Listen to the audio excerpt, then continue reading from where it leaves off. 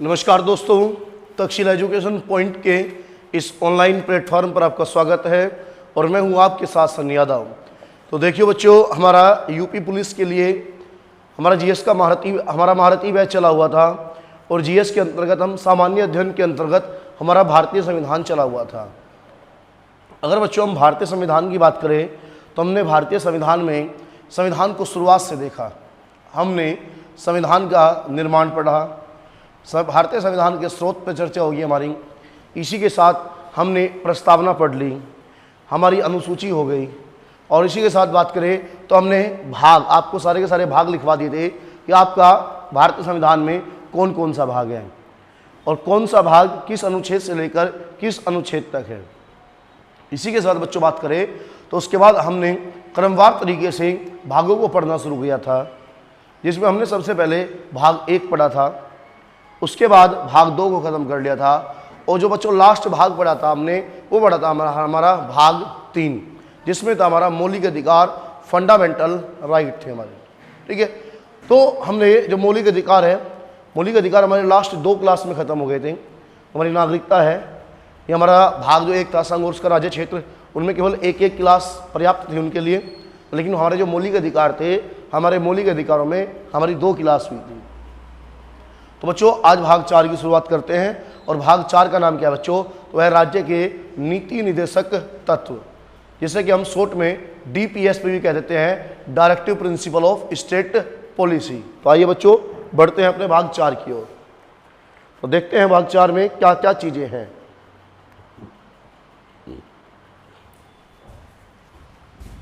ये होगा बच्चों हमारा भाग 4।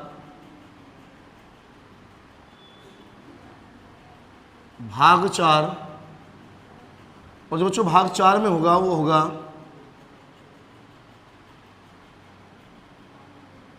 राज्य की नीति,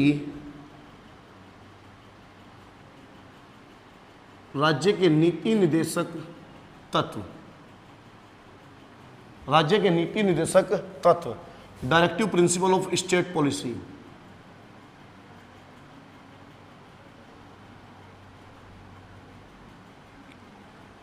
directive principle of state policy.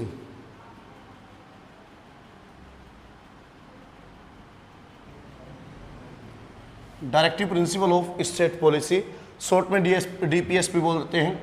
और ये जो है बच्चों, ये हमारा है अनुच्छेद 36 से लेकर 51 तक। अनुच्छेद 36 से लेकर 51 तक है बच्चों हमारा डीपीएसपी, राज्य के नीति निदेशक तत्व। तो आइए जो इसके विषय में महत्वपूर्ण चीज़ें हैं वो देखते हैं कि डीपीएसपी किस देश से लिए, क्या है डीपीएसपी, क्या नहीं है आपका। तो अगर बच्चों डीपीएसपी की बात करें तो जो डीपीएसपी ली है बच्चों वो हमने ली है आयरलैंड के संविधान से। जो हमारा आयरिश संविधान है, आयरिश कॉन्स्टिट्यूशन है, ये वहाँ से हमने उठाए हैं आपके डीपीएसपी। तो हम लिखते हैं यहाँ पे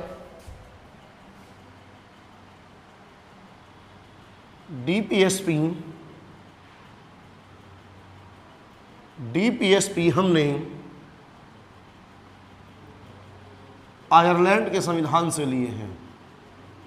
डीपीएसपी हमने आयरलैंड के संविधान से लिए हैं।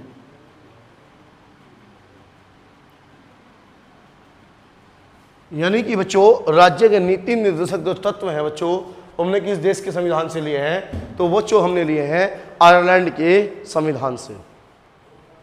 इसी के साथ बच्चों अगर बात की जाए, यदि बात की जाए तो जो आयरलैंड है, अगर बच्चों हम आयरलैंड की बात करें तो आयरलैंड ने जब अपने संविधान में डीपीएसपी जोड़े तो आयरलैंड ने डीपीएसपी जो उठाए थे वो स्पेन के संविधान से उठाए थे। यानी कि हमने डायरेक्ट जो डीपीएसपी है वो स्पेन के संविधान से नहीं लिए, हमने लिए आयरलैंड से। और जो आयरलैंड ने अपने संविधान में डीपीएसपी जोड़े थे बच्चों, वो कहाँ से उठाए थे बच्चों? तो उठाए थे आप बच्चों आपके स्पेन के संविधान से। तो आइए बच्चों हम लिखते हैं, हम यहाँ पे लिखते हैं आयरलैंड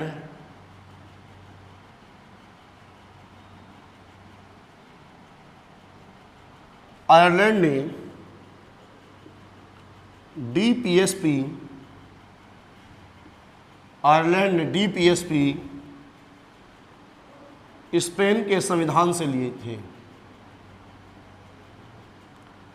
आयरलैंड ने डीपीएसपी स्पेन के संविधान से लिए थे। आयरलैंड ने डीपीएसपी स्पेन के संविधान से लिए थे। यानी कि बच्चों हमने उठाए हैं आयरलैंड से, और आयरलैंड ने जब अपने संविधान का निर्माण किया था तो आयरलैंड ने जो डीपीएसपी लिया है बच्चों, वो कहाँ से लिए हैं, तो लिए हैं स्पेन से।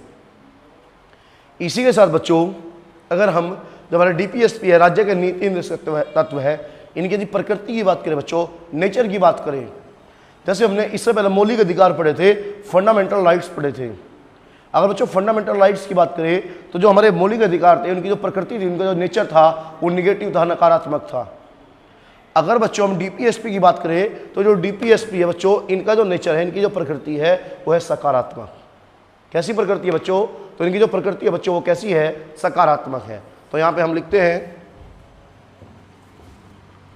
बच्चों, हम यहाँ पे लिखते हैं डीपीएसपी की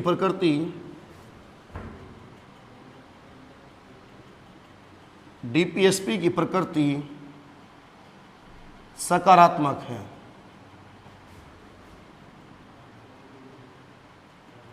डीपीएसपी की प्रकृति सकारात्मक है। हमने जब पढ़ा था बच्चों मौलिक अधिकार, तो हमने कहा था कि जो मौलिक अधिकार है उनका जो नेचर है वो कैसा है, नकारात्मक है, लेकिन इनका जो नेचर है वो सकारात्मक है। इसमें बच्चों बार बार राज्य को निर्देश दिया गया है कि राज्य ये काम करेगा, राज्य को ये काम करना चाहिए, राज्य ऐसा नहीं करेगा। जबकि यदि बच्चों हमने मौलिक अधिकार की बात की थी तो वहां पे बच्चों बार बार इस चीज का जिक्र था कि राज्य ये नहीं करेगा, राज्य को ये नहीं करना चाहिए।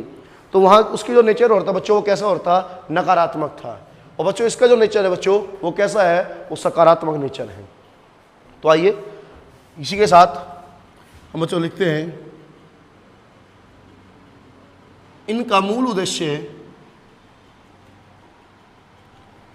इनका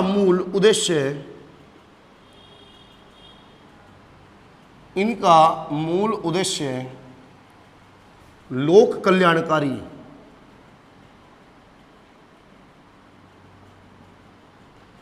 इनका मूल उद्देश्य लोक कल्याणकारी राज्य की स्थापना करना है।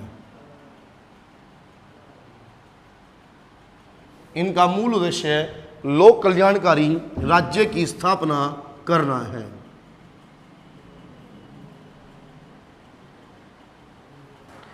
यानी कि बच्चों जो डीपीएसपी है, ये कह रहे हैं कि जो डीपीएसपी है इसका जो मूल उद्देश्य है, ठीक है, तो उसका जो बच्चों मूल उद्देश्य है वो है लोक कल्याणकारी राज्य की स्थापना करना। यानी कि एक ऐसा राज्य स्थापित करना जहां पे जो है आपका, जहां पे सभी लोगों का क्या हो सके, कल्याण हो सके। इसी के साथ बच्चों अगर हम बात करें तो एक बिंदु और होगा हमारा बिंदु होगा डीपीएसपी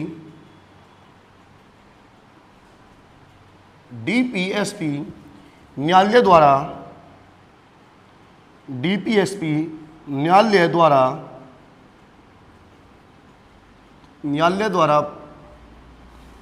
परिवर्तनीय नहीं है। डीपीएसपी न्यायालय द्वारा परिवर्तनीय नहीं है। डीपीएसपी न्यायालय द्वारा परिवर्तनीय नहीं है। इसका मतलब यह है बच्चों, जो हमारे डीपीएसपी है, जो राज्य के नीति निर्देशक तत्व हैं, उनमें जो बातें बच्चों लिखी गई हैं, उनमें जो बातें लिखी गई है, अगर वो बातें हमें नहीं मिलती है तो उन बातों को न्यायालय भी हमें नहीं दिलवा सकता है। ठीक है बच्चों।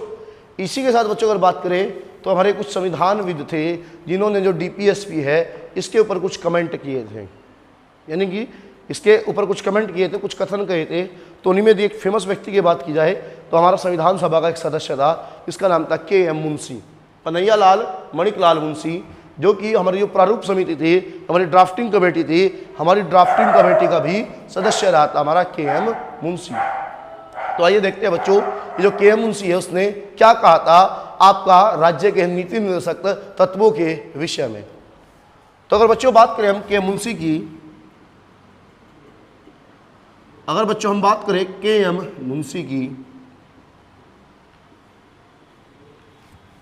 के एम मुंशी के संदर्भ में बात करें तो के एम मुंशी ने कहा था,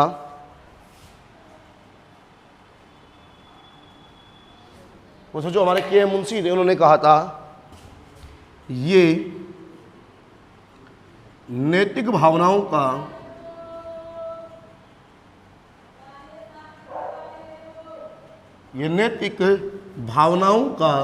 कूड़ेदान है।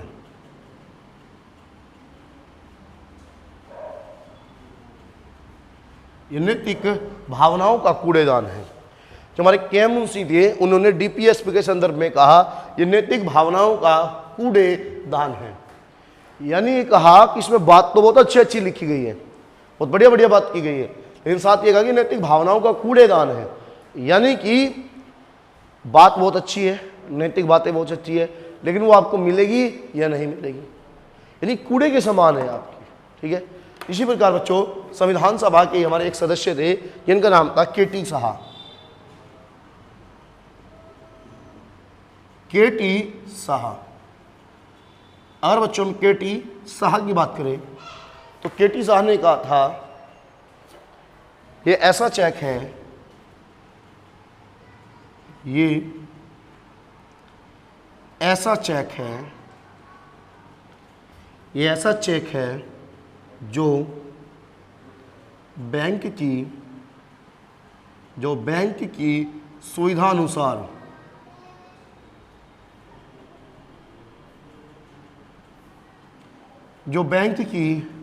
सुविधानुसार अदा किया जाता है।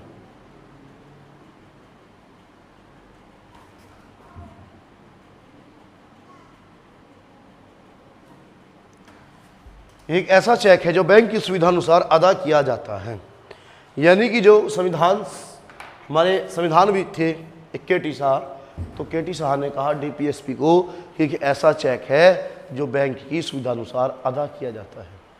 यानी कि चेक तो है, बातें बहुत अच्छी है, लेकिन जब सरकार इसे चाहेगी, जब राज्य इसे चाहेगा, तब ही ये मिलेंगे आपको। यानी एक ऐसा चेक होगा जो बैंक की इच्छा के अनुसार है। बैंक की इच्छा होगी तो बैंक देगा, बैंक की इच्छा नहीं होगी तो बैंक नहीं देगा। तो ये बच्चों हमारे जो डीपीएसपी थी, director principle of state policy, तो डीपीएसपी से संबंधित ये कुछ फैक्ट्स थे, डीपीएसपी से संबंधित कुछ ये तथ्य थे जिन्हें हमारा कहा। तो डीपीएसपी हमने आयरलैंड के संविधान से लिए हैं, आयरलैंड ने डीपीएसपी स्पेन के संविधान से लिए थे। डीपीएसपी की प्रकृति सकारात्मक है, इनका मूल उद्देश्य लोक कल्याणकारी राज्य की स्थापना करना है। अगला है डीपीएसपी न्यायालय द्वारा परिवर्तनीय नहीं है। उसके बाद है के मुंशी ने कहा था ये नैतिक भावनाओं का कूड़ेदान है। और इसी के साथ के.टी. साहा ने कहा था ये ऐसा चेक है जो बैंक की सुविधा अनुसार अदा किया जाता है। ठीक है बच्चों, अब इसके बाद हम आगे बढ़ते हैं, और उसके बाद आगे बढ़ के हम बात करते हैं जो उसके आर्टिकल्स हैं। हम बात करेंगे जो उसके अनुच्छेद है, उन अनुच्छेदों में क्या क्या चीज़ें कही गई हैं। तो आइए हम रफ करते हैं, आप इसका स्क्रीनशॉट ले लेंगे, बाद में नोट कर लेंगे आप इसे पॉज करके। तो आइए हम अब आर्टिकल्स जो है हमारे इससे डीपीएसपी से रिलेटेड जो भी हमारे इंपॉर्टेंट आर्टिकल्स हैं बच्चों, तो हम उनकी ओर बढ़ते हैं और बातें करते हैं कि उन आर्टिकल्स में क्या क्या चीज़ें लिखी गई है, और जो अनुच्छेद हैं उन अनुच्छेदों में क्या क्या चीज़ें कही गई है बच्चों। तो बच्चों हमने कहा कि जो हमारे डीपीएसपी है वो अनुच्छेद 36 से लेकर 51 तक है। हमने कहा बच्चों कि हमारे डीपीएसपी अनुच्छेद 36 से लेकर 51 तक है। तो आइए देखते हैं पहले कि अनुच्छेद 36 क्या कहता है, उसके बाद फिर धीरे धीरे हम आगे बढ़ते हैं। तो अगर बच्चों बात करें हम अनुच्छेद 36 की, सबसे पहले बात कर ले बच्चों हम अनुच्छेद 36 की। तो अगर बच्चों हम अनुच्छेद 36 की बात करें तो अनुच्छेद 36 ये कहता है राज्य शब्द की परिभाषा।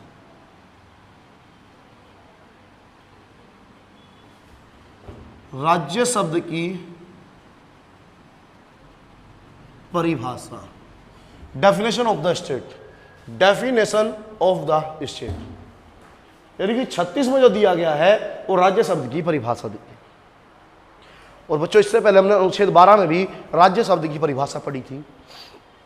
तो याद रखना बच्चों अनुच्छेद 36 में भी राज्य की वही परिभाषा है जो परिभाषा अनुच्छेद 12 में। बाकायदा यहाँ पर लिखा गया है कि राज्य शब्द की परिभाषा वही है जो आपकी अनुच्छेद 12 में दी गई है। यानी कि 12 में भी राज्य की परिभाषा होगी और जो हमारा अनुच्छेद 36 है, हमारा अनुच्छेद 36 में भी राज्य की परिभाषा होगी। उसके बाद बच्चों हम बात करते हैं अनुच्छेद 37 की। अगर हम बच्चों बात करें अनुच्छेद 37 की, तो बच्चों हमारा अनुच्छेद 37 कहता है कि डीपीएसपी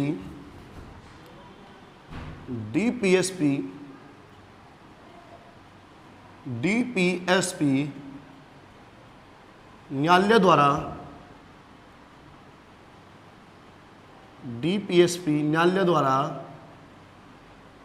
परिवर्तनीय नहीं है।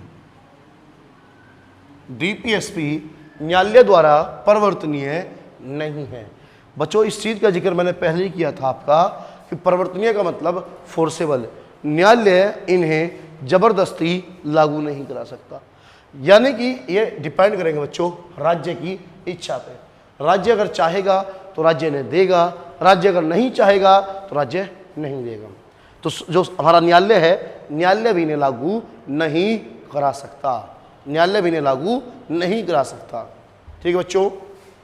उसके बाद हमारा अनुच्छेद 37 हो गया बच्चों। उसके बाद बच्चों हमारा नेक्स्ट अनुच्छेद होगा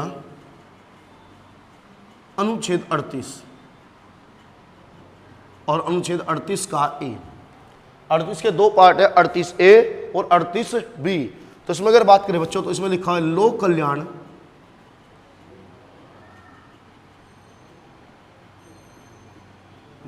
कल्याण की अभिवृद्धि।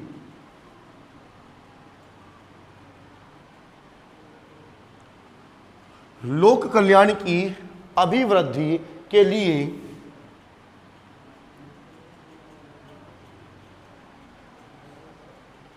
लोक कल्याण की अभिवृद्धि के लिए सामाजिक, आर्थिक,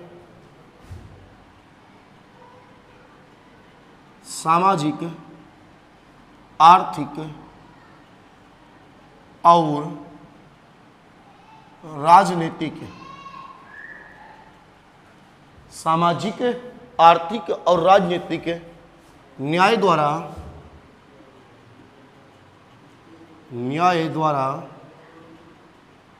सामाजिक व्यवस्था सुनिश्चित करना।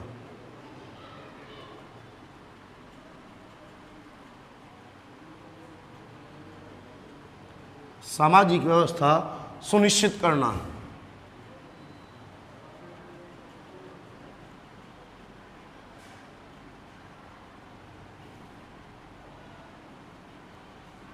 देख लिया बच्चों।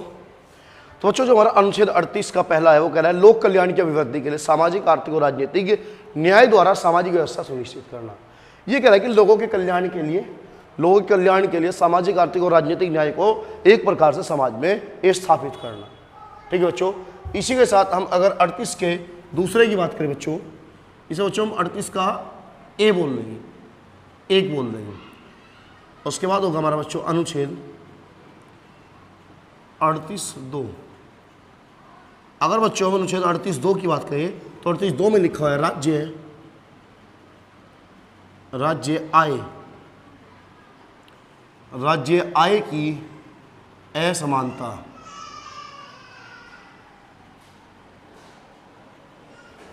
राज्य आय की असमानता को दूर करने का प्रयास करेगा। राज्य आय की असमानता को दूर करने का प्रयास करेगा।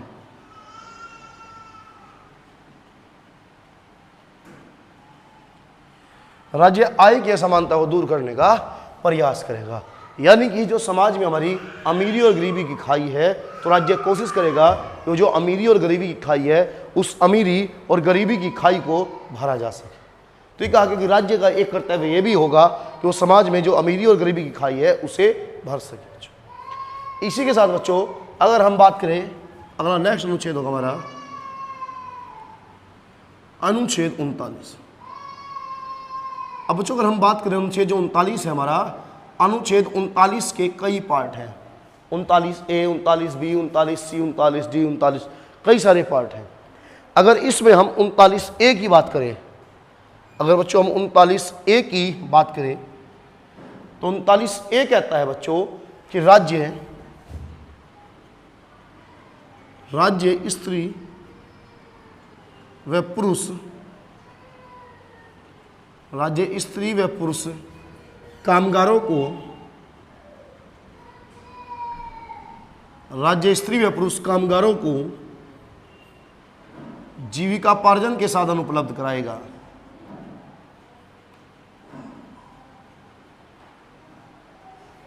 जीविकापार्जन के साधन उपलब्ध कराएगा।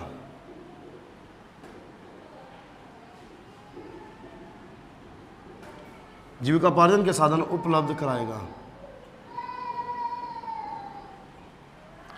इसका मतलब यह है बच्चों कि जो भी स्त्री और पुरुष काम करने का इच्छुक है, जो भी स्त्री या पुरुष काम करना चाहता है, तो राज्य का एक प्रकार से दायित्व है कि वो स्त्री और पुरुष को रोजगार के जो साधन है वो रोजगार के साधन जो बच्चों उपलब्ध कराएगा।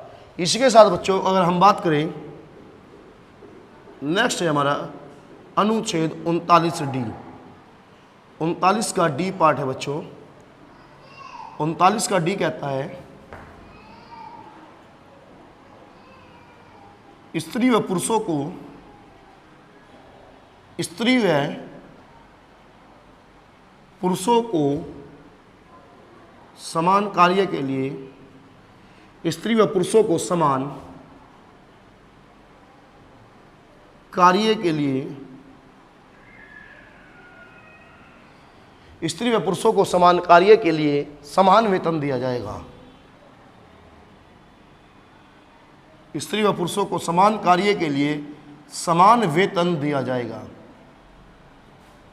समान वेतन दिया जाएगा। स्त्री व पुरुषों को समान कार्य के लिए समान वेतन दिया जाएगा। यानी कि बच्चों जो 39 का डी है ये कह रहा है कि अगर स्त्री और पुरुष एक ही काम को करते हैं, एक ही काम है, तो उन्हें उस एक ही काम को करने के लिए उन्हें जो पारिश्रमिक दी जाएगी या उन्हें जो वेतन भत्ते दिए जाएंगे वो भी कैसे होंगे, वो भी कैसे होंगे, वो कैसे होंगे, समान होंगे। यानी कि स्त्री और पुरुष को समान कार्य के लिए समान वेतन दिया जाएगा। इसी के साथ बच्चों अगर हम अनुच्छेद 40 की बात करें,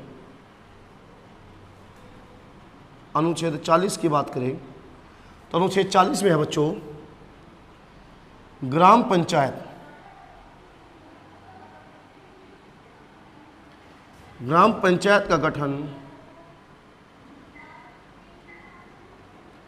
ग्राम पंचायत का गठन व सशक्तिकरण।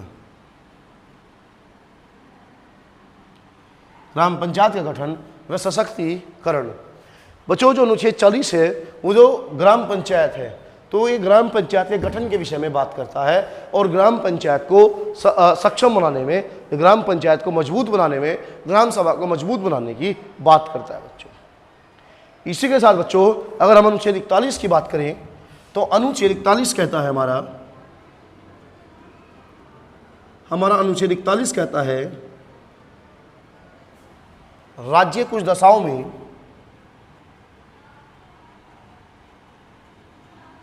राज्य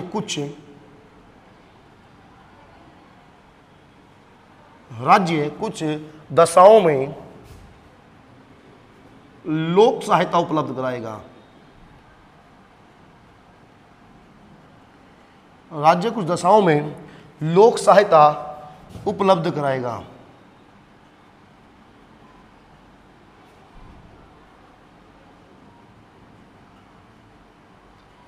राज्य कुछ दशाओं में लोक सहायता उपलब्ध कराएगा, जैसे बेकार,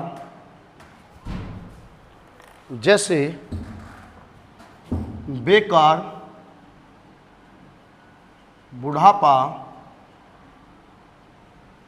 निःशक्तजन,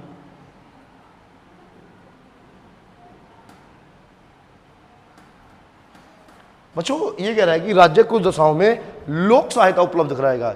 इसका मतलब यह है कि राज्य कुछ दशाओं में सरकारी सहायता उपलब्ध कराएगा। जैसे बेकार, यदि कोई व्यक्ति एक प्रकार से शारीरिक रूप से सक्षम नहीं है, दिव्यांग है, तो राज्य उसे कुछ भत्ते उपलब्ध कराएगा। विकलांग भत्ते, यह बुढ़ापे में आपने देखा होगा जो वृद्धावस्था पेंशन है, अलग अलग राज्यों में वृद्धावस्था पेंशन अलग अलग है आपका। इसी प्रकार निःशक्तजन का मतलब है कि उसका कोई भी नहीं है, तो उसके लिए सरकार ने क्या अनाथालय खुलवाए हैं, तो वहाँ पे उनका ध्यान रखा जाएगा। तो बच्चों जो अनुच्छेद 41 है हमारा, ये आपके इसके लोक सहायता के संबंध में बात करता है। 40 ग्राम पंचायत के गठन से संबंधित है। 39 का डी स्त्री और पुरुषों के समान कार्य के लिए समान वेतन है। 39 का एक राज्य स्त्री पुरुष को जीविकापार्जन के साधन उपलब्ध कराएगा। 38 का दूसरा है जो राज्य आय की असमानता को दूर करने का प्रयास करेगा। 38 का एक है लोक कल्याण की अभिवृद्धि के लिए सामाजिक आर्थिक और राजनीतिक न्याय द्वारा सामाजिक व्यवस्था सुनिश्चित करेगा। और 37 में है डीपीएसपी न्यायालय द्वारा पठनीय नहीं है। और 36 की बात की जाए तो 36 में बच्चों हमारा क्या है, 36 में है राज्य शब्द की परिभाषा, डेफिनेशन ऑफ द स्टेट। ठीक है बच्चों, इसे रफ करते हैं बच्चों और अपने अनुच्छेद नेक्स्ट अनुच्छेद 42 की ओर बढ़ते हैं कि जो हमारा अनुच्छेद 42 है आखिर वो क्या कहता है। तो बच्चों देखते हैं अनुच्छेद 42 के विषय में एक बार। तो अनुच्छेद 42 को देख लेंगे बच्चों कि अनुच्छेद जो 42 है हमारा वो क्या कहता है, संदर्भ में उसमें क्या क्या जो चीजें हैं वो दी गई है।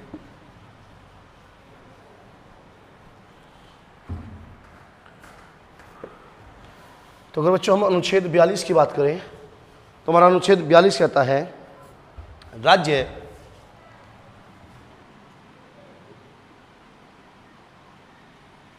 अनुच्छेद 42 कहता है बच्चों राज्य काम की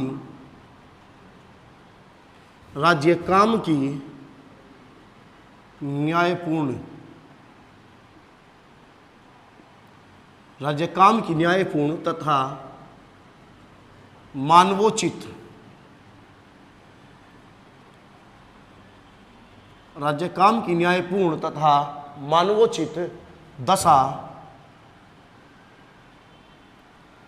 तथा महिलाओं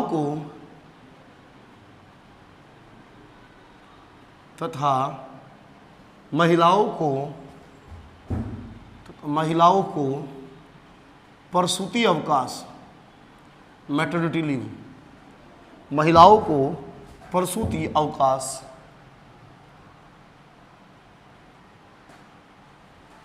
राज्य काम की न्यायपूर्ण तथा मानवोचित दशा तथा महिलाओं को प्रसूति अवकाश उपलब्ध कराएगा।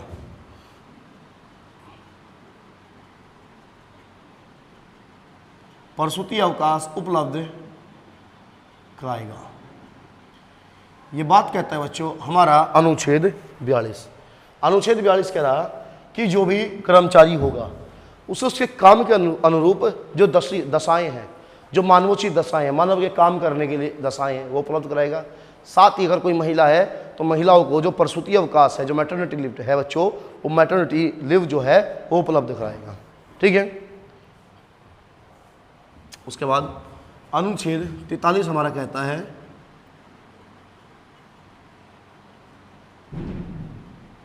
अनुच्छेद जो 43 है बच्चों, हमारा अनुच्छेद 43 कहता है कि कर्मकारों को या कर्मकार की जगह हम श्रमिक शब्द का भी यूज कर सकते हैं।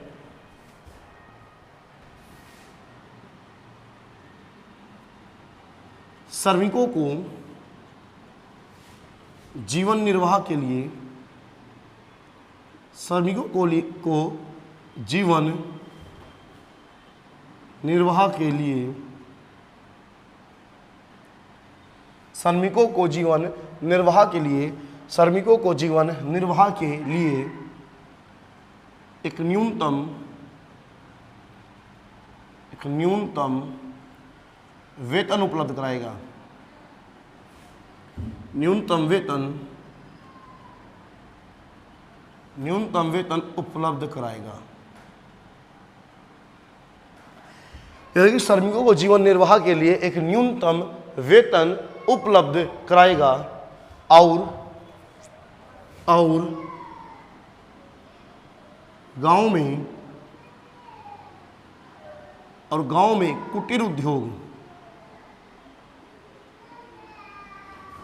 में कुटीर उद्योगों को बढ़ावा देगा। और गांव में कुटीर उद्योगों को बढ़ावा देगा।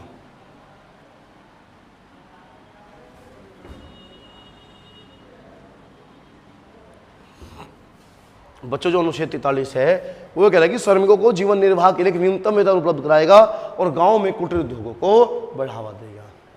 इसका मतलब यह है कि जो श्रमिक है, जो काम करने वाला है, उसे कम से कम एक न्यूनतम इतना वेतन तो दिया जाए ताकि इसका जो जीवन है उसके जीवन का निर्वाह आराम से हो सके। और साथ ये कहा गया है कि गांव में जो कुटीर उद्योग है, सरकार कोशिश करेगी कि जो कुटीर उद्योग है उन कुटीर उद्योगों को बढ़ावा दिया जाए। ठीक है बच्चों, इसी के साथ बच्चों अगर हम अनुच्छेद 44 की बात करें, हम अनुच्छेद 44 की बात करें बच्चों, 44 से पहले अनुच्छेद 43 एक और पढ़ लेते बच्चों। अनुच्छेद 43 ए, अगर बच्चों हम अनुच्छेद 43 ए की बात करें तो अनुच्छेद 43 ए कहता है कि जो उद्योग है, उद्योगों के प्रबंधन में मजदूरों की भी भागीदारी सुनिश्चित की जाएगी। तो हम यहां पे लिखते हैं उद्योगों के प्रबंधन में, उद्योगों के प्रबंधन में मजदूरों की भागीदारी, मजदूरों की भागीदारी, उद्योगों के प्रबंधन में मजदूरों की भागीदारी सुनिश्चित की जाएगी, सुनिश्चित की जाएगी।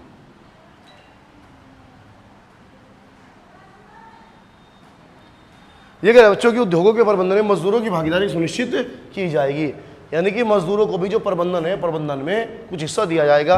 और प्रबंधन अगर कोई भी फैसला लेता है तो उसमें मजदूरों की जो राय है, मजदूरों के जो विचार है, वो भी जानने क्या है, अनिवार्य है। इसी के साथ बच्चों अगर हम अनुच्छेद 44 की बात करें तो हमारा अनुच्छेद 44 कहता है, अनुच्छेद 44 कहता है सभी नागरिकों के लिए, सभी नागरिकों के लिए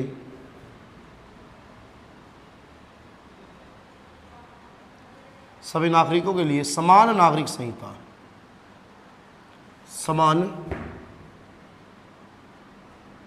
समान नागरिक संहिता।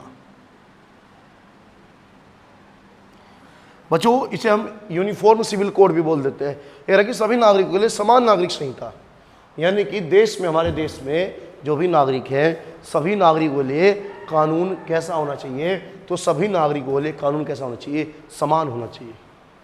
हमारे देश में बच्चों देखो मुख्यतः न्यायालय में दो प्रकार के मुकदमे आते हैं, एक है दीवानी मुकदमे और एक है फौजदारी, क्रिमिनल केसेस।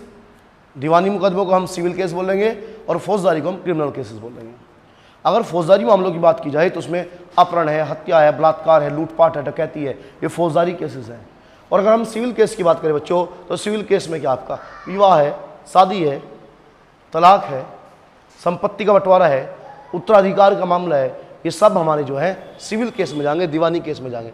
तो बच्चों अभी हमारे देश में अगर बात करें, जो हमारे देश में क्रिमिनल केसेस हैं, जो हमारे देश में फौजदारी के लिए कानून है, वो सभी के लिए बच्चों समान है। क्रिमिनल केसेस में सभी के लिए समान है, लेकिन हमारे देश में जो दीवानी केसेस हैं, सिविल केसेस हैं बच्चों, उसमें अलग अलग धर्मों के अलग अलग कानून हैं। तो अनुच्छेद 44 ये कहता है कि सभी नागरिक, समान नागरिक संहिता, यानी भैया आप पूरे भारत में एक कानून चलेगा। वो व्यक्ति का संबंध किसी भी धर्म से हो, किसी भी जाति से हो, कोई किसी भी समुदाय से हो। ठीक बच्चों, अगर बच्चों बात करें, भारत में एक राज्य है गोवा, गोवा के अंदर समान नागरिक संहिता है, यूनिफॉर्म सिविल कोड है, और वो यूनिफॉर्म सिविल कोड पुर्तगालियों के समय से ही है। तो हम यहाँ नोट डाल कर लिख लेंगे, और जो नोट डाल कर लिख लेंगे,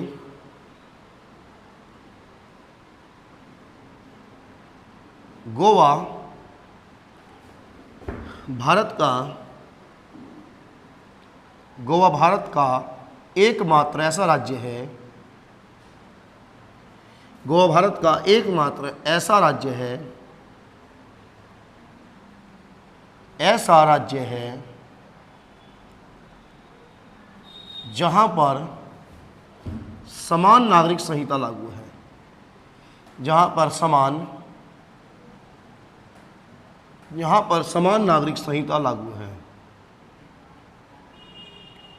जहां पर समान नागरिक संहिता लागू है।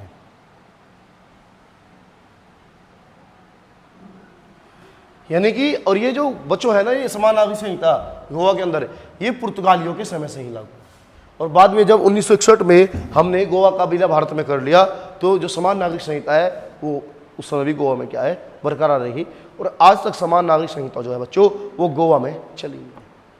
इसी के साथ बच्चों अगर हम बात करें अनुच्छेद किसकी बच्चों, अनुच्छेद 45 की, अनुच्छेद 45 की, तो हमारा अनुच्छेद 45 कहता है बच्चों 6 वर्ष से कम आयु, 6 वर्ष से कम आयु के बालकों के लिए, 6 वर्ष से कम आयु के बालकों के लिए निःशुल्क शिक्षा,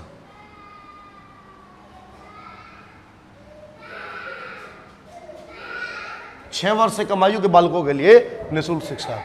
और अगर बच्चों आपको याद हो, हमने एक अनुच्छेद 21 क्या पढ़ा था, अनुच्छेद 21 क्या में था हमारा, 6 से 14 वर्ष की आयु के बालकों के लिए निःशुल्क शिक्षा। यहाँ बच्चों बात कर रहा है 6 वर्ष से कम आयु के बालकों के लिए निःशुल्क शिक्षा।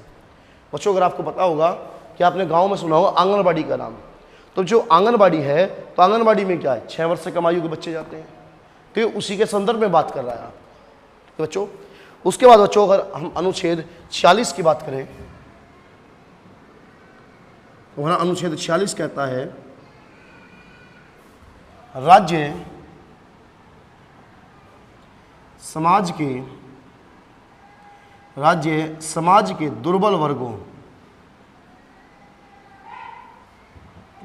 राज्य समाज के दुर्बल वर्गों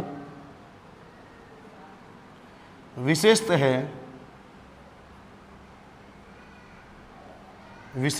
SC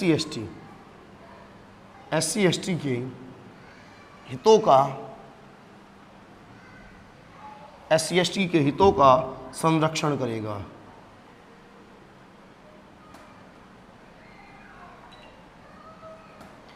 बच्चों कह रहा है कि राज्य समाज के दुर्बल वर्गों विशेषतः SC ST के हितों का संरक्षण करेगा, कि जो समाज में दुर्बल वर्ग है, कमजोर वर्ग है, खास तौर पर अनुसूचित जाति और अनुसूचित जनजाति के लोग, उनके जो हित है उनका संरक्षण करेगा। ठीक है बच्चों, ये हमारा अनुच्छेद 42 हो गया, 43, 44, 43 का ए, 44, 45 और 46। इसके बाद बच्चों हम नेक्स्ट अनुच्छेद में बढ़ते हैं और बात करते हैं अनुच्छेद 47 की। अनुच्छेद 47 जो हमारा वो क्या बात करता है, तो इसे रफ करते हैं बच्चों और बढ़ते हैं हम अनुच्छेद 47 की ओर। अनुच्छेद 47 में बच्चों क्या चीजें हैं।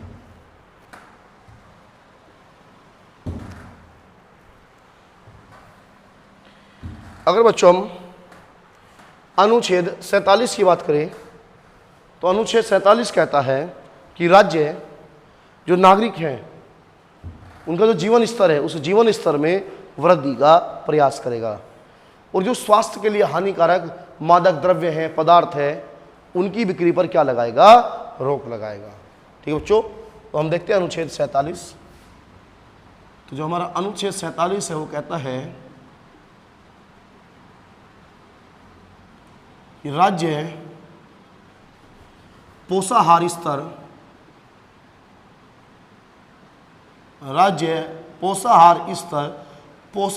का मतलब बच्चों पोषण का स्तर, और यानी ये पोषण के स्तर की बात कर रहा है। राज्य पोषाहार स्तर तथा सामाजिक स्तर, राज्य पोषाहार स्तर तथा इसे जीवन स्तर लिख सकते हैं हम, राज्य पोषाहार स्तर तथा जीवन स्तर में वृद्धि का प्रयास करेगा, वृद्धि का प्रयास करेगा तथा स्वास्थ्य के लिए तथा स्वास्थ्य के लिए तथा स्वास्थ्य के लिए हानिकारक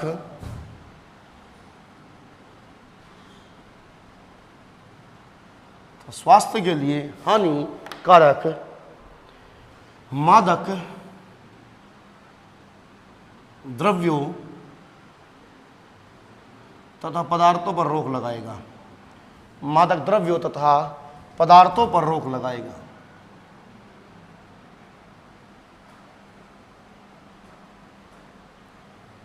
रोक लगाएगा। दोस्तों, अनुच्छेद 47 हमारा कह रहा है कि जो राज्य है वो पोषाहार स्तर तथा जीवन स्तर में वृद्धि का प्रयास करेगा तथा स्वास्थ्य के लिए हानिकारक मादक द्रव्यों तथा पदार्थों पर रोक लगाएगा। ये कह रहा है कि पोषण के स्तर में सुधार करेगा और जो जीवन का स्तर है उसमें सुधार का प्रयास करेगा और जो हमारे स्वास्थ्य के लिए हानिकारक जो भी पदार्थ है उन पदार्थों पर रोक लगाने का कार्य करेगा। ठीक है बच्चों, उसी के साथ बच्चों अगर हम बात करें अनुच्छेद 48 की, अनुच्छेद 48 की बात करें बच्चों,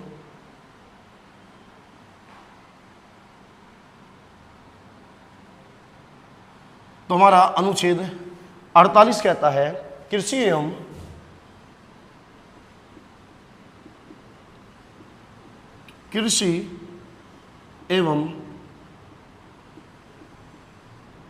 पशुपालन, कृषि एवं पशुपालन, कृषि एवं पशुपालन का, कृषि एवं पशुपालन में आधुनिक, कृषि एवं पशुपालन में आधुनिक एवं वैज्ञानिक, आधुनिक एवं वैज्ञानिक पद्धति, आधुनिक एवं वैज्ञानिक पद्धति का प्रयोग करेगा।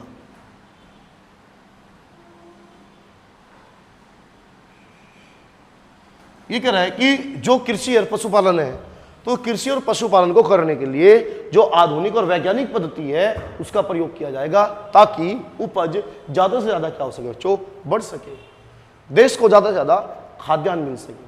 इसी के साथ बच्चों अगर हम बात करें अनुच्छेद 48(a) की, अनुच्छेद 48(a) की, तो हमारा बच्चों अनुच्छेद 48(a) कहता है, बच्चे जो हमारा अनुच्छेद 48 से है वो कहता है पर्यावरण संरक्षण,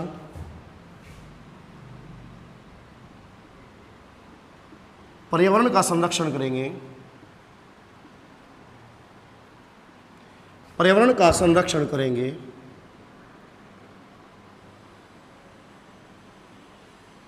तथा वन्य जीवों की रक्षा करेंगे, तथा वन्य जीवों की रक्षा करेंगे, वन्य जीवों की रक्षा करेंगे, वन्य जीवों की रक्षा करेंगे। और इसी के साथ बच्चों यदि हम अनुच्छेद 49 की बात करें तो हमारा अनुच्छेद 49 कहता है राष्ट्रीय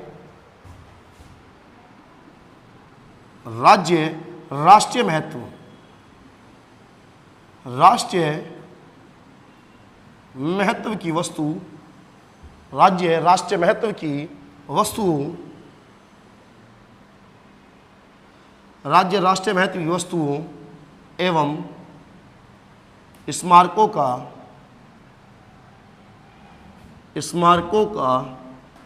संरक्षण का प्रयास करेगा।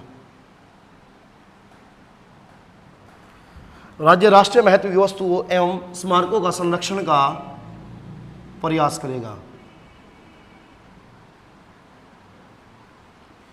भाई जो चीजें राष्ट्रीय महत्व की है, जो वस्तु है, स्मारक है, राज्य सरकार ये कोशिश करेगी कि उनका संरक्षण किया जाए। जैसे हमारा लाल किला है, ताजमहल है, ये राष्ट्रीय महत्व से संबंधित है तो सरकार इन्हें डैमेज होने से बचाएगी। इसी के साथ बच्चों अगर हम बात करें अनुच्छेद 50 की, तो अनुच्छेद 50 कहता है कि लोक सेवाओं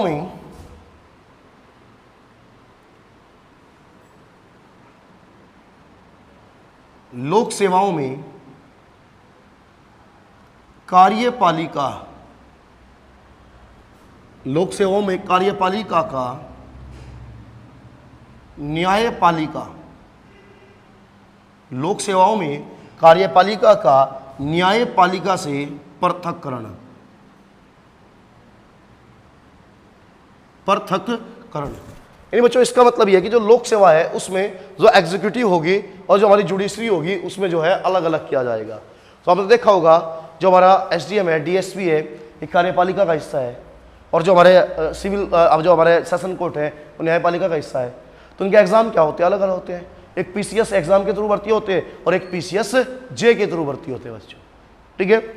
इसी के साथ बच्चों अगर हम बात करें अनुच्छेद 51 की, जो कि हमारा इस भाग 4 का अंतिम अनुच्छेद होगा। अगर बात करें बच्चों हम अनुच्छेद 51 की, तो अनुच्छेद 51 बच्चों ये कहता है कि जो अंतर्राष्ट्रीय शांति है या जो अंतर्राष्ट्रीय मुद्दे हैं उन अंतर्राष्ट्रीय मुद्दों का शांतिपूर्ण समाधान का प्रयास करेगा, शांतिपूर्ण समाधान का प्रयास करेगा। भारत किसी एक देश का पक्ष नहीं लेगा कि भाई दोनों के बीच में कि भाई कि हाँ कि तुम एक काम करो, इस पर हमला कर दो और हम तुम्हारा साथ देंगे। नहीं, जो इंटरनेशनल विवाद है, जो अंतर्राष्ट्रीय विवाद है, उनका भारत कोशिश करेगा कि शांतिपूर्ण समाधान हो जाए। तो हम लिखते हैं अंतर्राष्ट्रीय विवादों का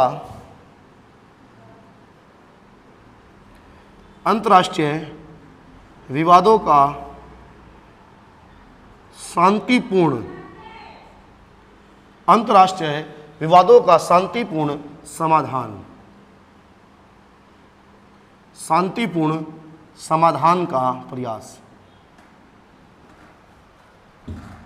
शांतिपूर्ण समाधान का प्रयास, अंतर्राष्ट्रीय विवादों का शांतिपूर्ण समाधान का प्रयास। ये एक बात करता है बच्चों हमारा अनुच्छेद 51। तो बच्चों हमारा जो भाग था वो था भाग 4, राज्य के नीति निर्देशक तत्व, और हमने कहा था कहां से कहां तक है, तो अनुच्छेद 36 से लेकर 51 तक है। तो हमने बच्चों इसके जितने भी अनुच्छेद थे 36 से लेकर 51 तक सारे के सारे अनुच्छेद हमने पढ़ लिए बच्चों। तो जो डीपीएसपी है बच्चों, इससे डीपीएसपी इतना महत्वपूर्ण नहीं है जितना हमारा इससे पहला टॉपिक था हमारा मौलिक अधिकार था, फंडामेंटल राइट्स था, वो ज़्यादा महत्वपूर्ण था। डीपीएसपी से तो रेयर ही क्वेश्चन पूछ लिया आपका, 1 या 2 क्वेश्चन, कम चांसेस है आपके डीपीएसपी। लेकिन फिर भी आप इसके आर्टिकल को याद कर लेंगे कि किस आर्टिकल में क्या बातें कही गई है। इसके अगर 2 आर्टिकल्स की बात करूं मैं, खासतौर पर अनुच्छेद 40 और एक 44, एग्जाम में मोस्टली जब भी पूछा गया है अनुच्छेद 40 और 44, 40 ग्राम पंचायत और 44 समान नागरिक संहिता, वहीं से बार बार क्वेश्चन पुटअप किए जाते हैं बच्चों। तो बच्चों आज के लिए इतना ही, मिलते हैं नेक्स्ट क्लास में, और नेक्स्ट क्लास में हम जो अध्ययन करेंगे वो करेंगे हम मौलिक कर्तव्यों का, फंडामेंटल ड्यूटीज का। तो मिलते हैं नेक्स्ट क्लास में। जय हिंद।